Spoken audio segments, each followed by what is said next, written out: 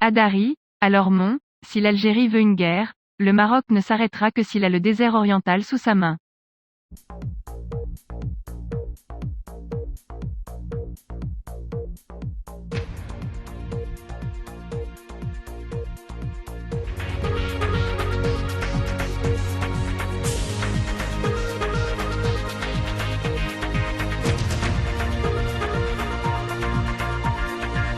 Tout le monde sait que le régime des généraux cherche toujours à utiliser le piquet du Maroc pour lui commenter tous ses échecs dans la gestion de l'Algérie. Il y a un demi-siècle, pour échapper en avant aux enjeux fondamentaux et aux réformes cruciales pour le pays. Pour le peuple algérien et prolonger la durée de vie de sa gestion des crises en fonction de la situation et des circonstances.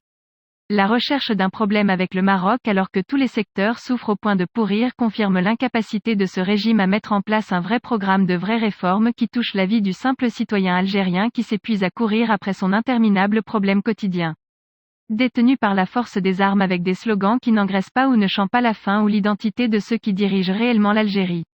Et qui s'en va si la situation reste telle qu'elle est, échec suivi d'échec et corruption s'étendant comme des ordures saletés partout. Le citoyen peu lui importe qui gouverne l'Algérie, le général Chengria ou le général Taoufik, si les hôpitaux restent comme une décharge, les écoles engendrent des criminels chaque année, et les routes tuent plus que les guerres, etc.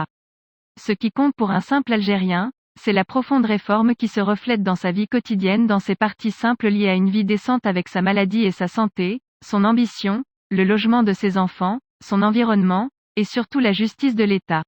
La réforme la plus importante que l'État civil puisse entreprendre est réformer la justice, car la justice est le fondement de l'État, la justice dans la répartition des richesses, la justice dans le règlement des différends, la justice dans les opportunités d'une vie décente, et toutes les autres belles choses suivront, mais il n'y a pas de justice sous le toit du système des généraux, donc le peuple algérien souffrira jusqu'à ce que Dieu renverse ce régime fasciste.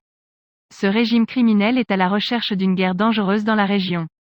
Il ne fait aucun doute que ce régime, lorsqu'il sent que le peuple algérien ne le soutient pas dans ses positions, essaie par tous les moyens d'entraîner le Maroc dans un conflit ouvert avec l'armée algérienne afin de gagner la légitimité de l'ennemi extérieur.